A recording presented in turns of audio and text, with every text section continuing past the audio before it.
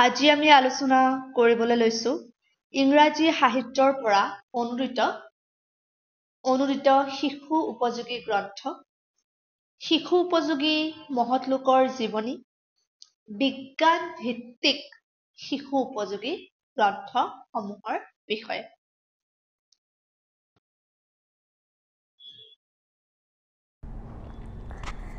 ইংৰাজী সাহিত্যৰ পৰা অনুদিত শিশু উপযোগী গ্ৰন্থ বেণুধৰ শৰ্মাৰ ৰবিনসন ক্ৰুজ, ৰোষেশ্বৰ শৰ্মাৰ ইছপৰ উপকথা 1914ত প্ৰকাশ হয়, বসন্ত বৰুৱাৰ ৱেগনাৰৰ সাধু 1990, জ্ঞানদাভি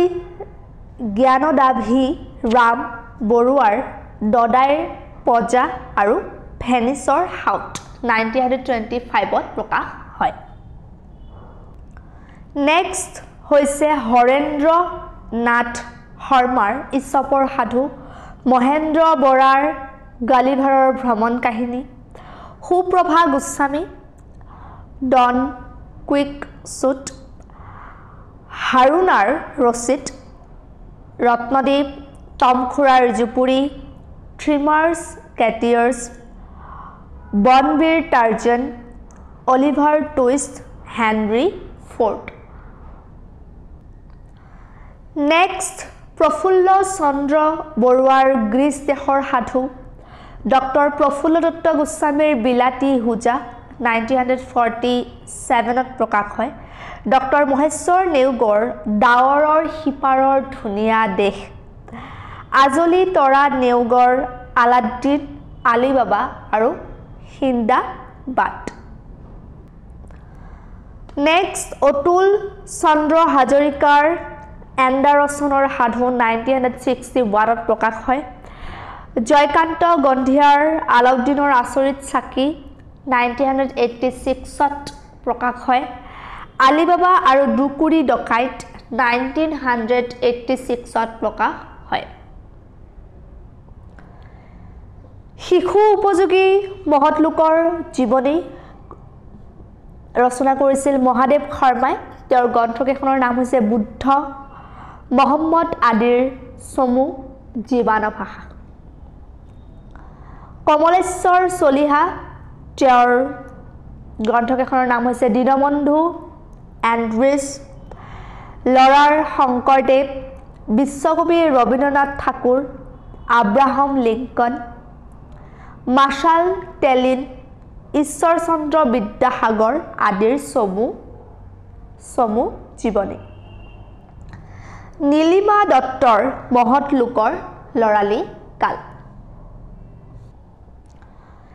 হীৰেন্দ্ৰ নাথ শৰ্মাৰ সত্যসন্ধাৰ প্ৰথম খোজ 1940, শিৱাজী 1957, অশোক 1957, অশোক 1958, সময় বালিৰ খোজবোৰ, বীৰেন্দ্ৰ বৰুৱাৰ ল'ৰাৰ বেজবৰুৱা, প্ৰেমধৰ ৰাজখোৱাৰ ল'ৰাৰ জৱাহৰলাল। বিজ্ঞান ভিত্তিক শিশু উপযোগী গ্ৰন্থসমূহ হ'ল ডক্টৰ ৰোহিণী বৰুৱাৰ বিজ্ঞান কথা, কালীনাথ শৰ্মাৰ প্ৰকৃতিৰ পুতলা খেল, ৰঘুনাথ দেৱচৌধুৰীৰ মানৱ সভ্যতা 1907, মহেন্দ্ৰ বৰঠাকুৰৰ পনীয়া সোণৰ দেশ 1959, ডক্টৰ ভুৱন মোহন দাসৰ মানৱৰ আদি কথা, আদিম যুগৰ আদি কথা 1960, আমাৰ দৰে সিহঁতো মানৱ 1963, ডক্টৰ প্ৰসন্ন গোস্বামী ফুলৰ সাধু, জন্তুৰ সাধু, যোগেন্দ্ৰ নাথ শইকীয়া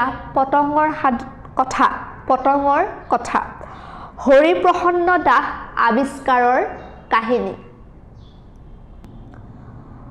কল্যাণ তালুকদাৰৰ এভাৰেষ্ট বিজয় 1969, যোগেন বৰুৱা বিজ্ঞানৰ সাধু। আজিলৈ এইখিনিয়ে আছিলে, ধন্যবাদ।